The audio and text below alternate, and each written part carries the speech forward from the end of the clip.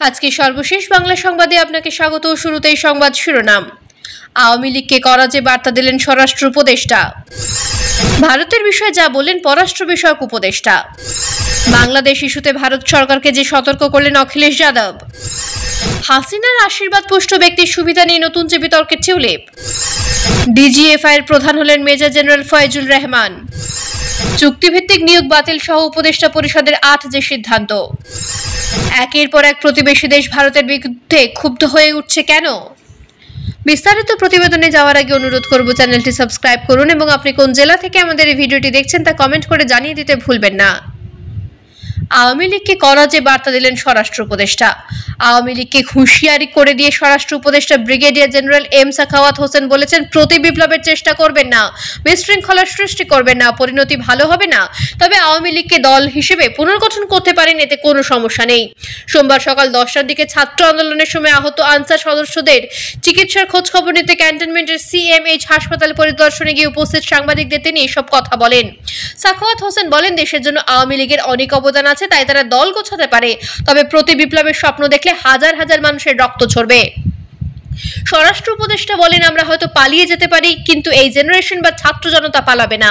আন্দোলনের প্রাণহানির ঘটনা তদন্তে আন্তর্জাতিক সহায়তা চাওয়া হবে বলে জানিয়ে সাখাওয়াত হোসেন বলেন, আন্দোলনে হতাহতের ঘটনার নিন্দা জানাই। সোমবারের মধ্যে লুট করা অস্ত্র থানায় জমা দেওয়ার নির্দেশ দেওয়া হয়েছে। 19 আগস্টের পর কারোর কাছে এসব অস্ত্র পাওয়া গেলে কঠোর ব্যবস্থা নেওয়া হবে বলেও জানান তিনি।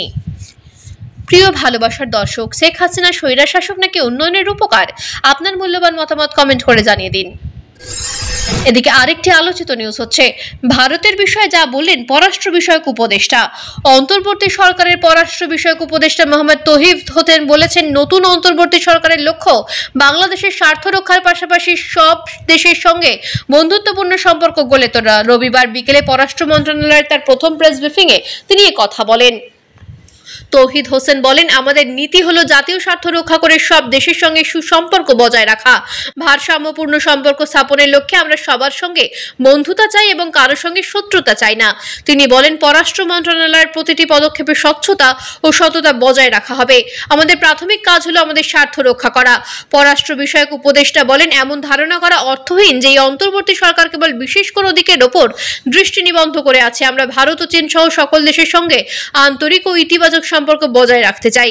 বাংলাদেশ ভারত সম্পর্কে তাৎপর্য তুলে ধরে তৌহিদ হোসেন উল্লেখ করেন, উভয় দেশের মধ্যে একটি সুদৃঢ় ও গভীর বন্ধন রয়েছে।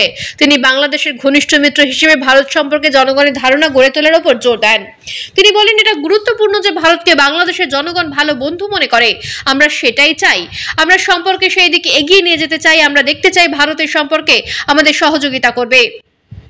তৌহিদ হোসেন ভারতের সঙ্গে দ্বিপক্ষীয় সম্পর্ক থেকে বাস্তব সুফল লাভের মাধ্যমে জনগণের প্রত্যাশা পূরণের প্রয়োজনীয়তার উপরেও জোর দেন। তিনি আন্তর্জাতিক অংশীদারদের কাছ থেকে সমর্থন লাভের বিষয়টি স্বীকার করে বলেন, তাদের উদ্বেগ আমাদের উদ্বেগ। তিনি অন্তর্বর্তী সরকারের মেয়াদ সম্পর্কে মন্তব্য না করে বলেন, আমাদের মূল লক্ষ্য একটি সুষ্ঠু ও নিরপেক্ষ নির্বাচন পরিচালনা। এই মুহূর্তে জল্পনা কল্পনা অপ্রয়োজনীয়। প্রিয় ভালোবাসার দর্শক, আপনি কোন দলকে ক্ষমতায় দেখতে চান? আপনার মূল্যবান মতামত কমেন্ট করে জানিয়ে দিন। অন্যদিকে আরেকটি গুরুত্বপূর্ণ নিউজ হচ্ছে, বাংলাদেশ ইস্যুতে ভারত সরকারকে যে সতর্ক করলেন অখিলেশ যাদব। বাংলাদেশের শেখ হাসিনা সরকার পতনের পর উদ্ভূত পরিস্থিতিতে ভারত সরকারের পররাষ্ট্রনীতির সমালোচনা করেছেন সমাজবাদী পার্টির নেতা অখিলেশ যাদব। ভারতের প্রভাবশালী রাজনৈতিক বলেছেন, অন্য দেশে কি হচ্ছে সেটা আমল নিয়ে যদি কেউ নিজের দেশে রাজনৈতিক পরিকল্পনা প্রণয়ন করে তাহলে সেই দেশ নিজেকে দুর্বল করে ফেলে। বাংলাদেশের সংখ্যালঘুদের উপর হামলার খবরে যখন ভারতীয় গণমাধ্যম সওয়াল এবং ক্ষমতাসীন ভারতীয় জনতা পার্টির বিষয়টি নিয়ে সোচ্চার, ঠিক সেই সময় ভারতে অন্য দেশের পরিস্থিতির জন্য নিজেদের মধ্যে বিভাজন তৈরি না করার পরামর্শ দিয়েছেন অখিলেশ। নিজের অফিসিয়াল এক্স অ্যাকাউন্টে করা পোস্টে অখিলেশ লিখেছেন, ইতিহাস সাক্ষ্য দেয় যে বিভিন্ন দেশের নানা কারণে গণ অভ্যুত্থান, সামরিক অভ্যুত্থান, সরকার বিরোধী আন্দোলন হয়েছে। এটা ঠিক বা ভুল হতে পারে, শুধু সেই দেশগুলোই এমন অবস্থা থেকে উত্তরণ করতে পারে যারা কঠিন ওই সময়েও দলবদ্ধ নির্বিশেষে মানুষের জানমাল সুরক্ষায় ক্ষমতা রাখে। এরপরই ভারত সরকারকে উদ্দেশ্য করে উত্তরপ্রদেশের সাবেক মুখ্যমন্ত্রী মুলায়ম সিং যাদবের ছেলে অখিলেশ লিখেছেন, ইতিহাস আমাদের এটাও শেখায় যে অন্য দেশের রাজনৈতিক পরিস্থিতি আমলে নিয়ে যে দেশের সরকার নিজের দেশের রাজনৈতিক কৌশল চরিতার্থ করতে চায় সে আসলে পক্ষান্তরে দেশকে অভ্যন্তরীণ এবং আন্তর্জাতিকভাবে দুর্বল করে ফেলে। এক্সে করা সে পোস্টে বাংলাদেশ ইস্যুতে ভারতের নীরব পররাষ্ট্রনীতিরও নিন্দা করেছেন অখিলেশ। এমন পরিস্থিতিতে একটা দেশ যখন নীরব দর্শকের ভূমিকায় থাকে এর মানে হচ্ছে এটা সে দেশের পররাষ্ট্রনীতির ব্যর্থতা। ভূ রাজনৈতিক দিক থেকে এটা পররাষ্ট্রনীতির একটা বড় ভুল। প্রিয় ভালোবাসার দর্শক, শেখ হাসিনার সরকার পতনের জন্য দায়ী কে? আপনার মূল্যবান মতামত কমেন্ট করে জানিয়ে দিন। এদিকে আরেকটি আলোচিত খবর হচ্ছে হাসিনার আশীর্বাদ পুষ্ট ব্যক্তির সুবিধা নিয়ে নতুন যে বিতর্কে টিউলিপ। জুলাই যুক্তরাজ্যের নগরমন্ত্রী হওয়ার পর থেকে বিতর্ক পিছু ছাড়ছে না টিউলিপ সিদ্দিকী। সম্পত্তির বিরুদ্ধে সম্পত্তিজনিত আইনি তদন্ত শুরু হয়। এবার নতুন করে খবরের শিরোনাম হচ্ছেন তিনি। শুক্রবার এক প্রতিবেদনে ব্রিটিশ সংবাদ মাধ্যম ডেইলি মেল জানিয়েছে, নিজের বাসা ভাড়া দিয়ে তার খালা শেখ হাসিনার বিশেষ বন্ধু আব্দুল করিমের 2 মিলিয়ন পাউন্ড মূল্যের বিলাসবহুল বাসায় বর্তমানে অবস্থান করছেন টিউলিপ। এই প্রপার্টি টিউলিপ সিদ্দিকীর নিজের কেনা ঘর হতে অল্প দূরে অবস্থিত। ডেইলি মেলের প্রতিবেদনে জানা যায়, শেখ হাসিনা আব্দুল করিম নামের এই ব্রিটিশ বাংলাদেশিকে বিশেষ মর্যাদায় সিআইপি উপাধি দিয়েছেন। শুধু তাই নয়, শাহজালাল ইসলামী ব্যাংকের ভাইস চেয়ারম্যান পদটিও পেতে সাহায্য করেছেন। অভিজ্ঞতা না থাকলেও হাসিনার পৃষ্ঠপোষকতায় করিম ব্যাংকটিতে এমন অবস্থান পান। আর খালা শেখ হাসিনার বিশেষ আশীর্বাদ পুষ্ট এই ব্যক্তির নিকট থেকে অন্যায় সুবিধা আদায় করেছেন টিউলিপ। ওই 5 বেডের বিলাসবহুল বাসা ভাড়ার তথ্য লুকিয়েছেন তিনি। ডেইলি মেলের বারবার অনুরোধ সত্ত্বেও ব্যবসায়ী করিমকে কত ভাড়া দেওয়া হচ্ছে তা বলতে অস্বীকার করেছেন টিউলিপ। ওই ব্যবসায়ী টিউলিপকে তার বাড়িতে বসবাসের অনুমতি দিয়ে লাভবান হয়েছেন কিনা সে প্রশ্ন উঠেছে। কারণ গত 2 বছরে টিউলিপ তার পারিবারিক বাড়ি ভাড়া দিয়ে হাজার হাজার পাউন্ড আয় করেছেন। যুক্তরাজ্যের আইন অনুযায়ী যদি কোনো এমপি কম ভাড়া দিয়ে কোনো আবাসনে বসবাস করেন তাহলে তা সরকারকে অবহিত করা বাধ্যতামূলক। তা না হলে দেশটির আইনে এটি একটা বড় অন্যায় হিসেবে দেখা হয়। রিফর্ম দলের চেয়ারম্যান নাইজেল ফারাজ লেবার সরকারের মন্ত্রী টিউলিপ সিদ্দিকীর এই কার্যক্রমকে সন্দেহের চোখে দেখছেন। এদিকে আরেকটি নিউজ হচ্ছে, ডিজিএফআই এর প্রধান হলেন মেজর জেনারেল ফয়জুল রহমান।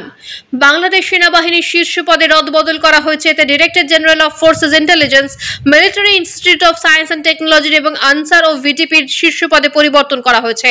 আজ সোমবার এক সংবাদ বিজ্ঞপ্তিতে তথ্য জানিয়েছেন আন্তর্বাহিনী জনসংযোগ পরিদপ্তর।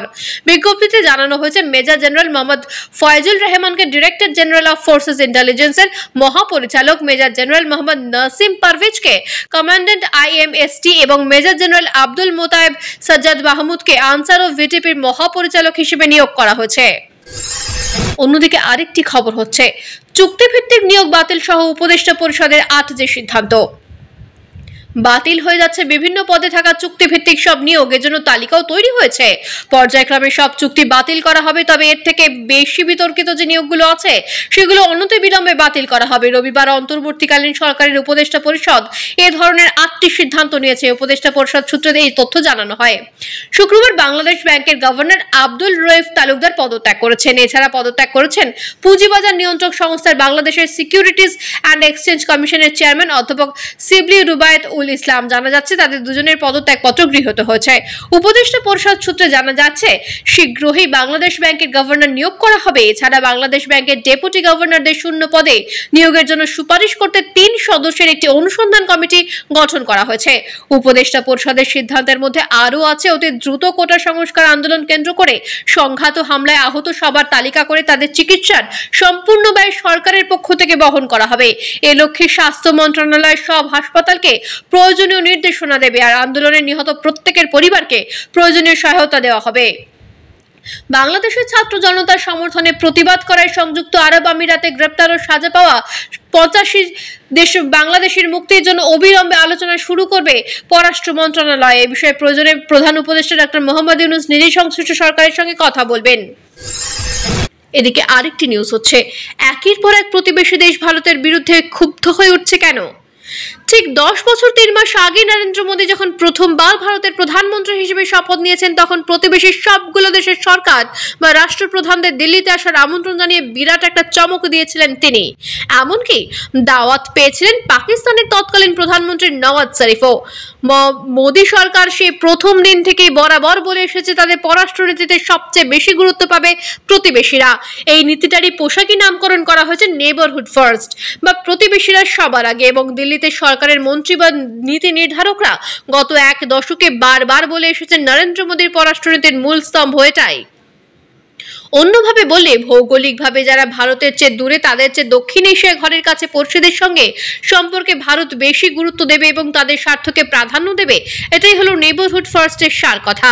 তবে মুখের কথা একটা জিনিস, বাস্তবেও যেসব সময় মোদী সরকারের কাজে তার প্রতিফলন দেখা গেছে তা কিন্তু নয়। পশ্চিমের বন্ধুরা যেমন অনেক সময় দিল্লির কাছে দৃশ্যত বেশি গুরুত্ব পেয়েছে, দিল্লিকে অনেক সময় মাথা ঘামাতে হয়েছে চীনকে নিয়েও।